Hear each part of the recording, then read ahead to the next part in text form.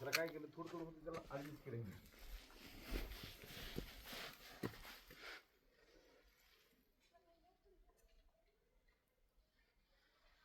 इतकं मोठं गाव मला वाटत नाही.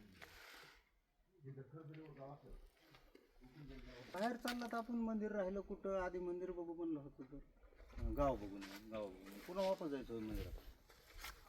इकडं असं तिकडं येईल ना, ते रस्ता तिकडं जाईल. कुठं पण किती लांब गेले इथून जाऊ.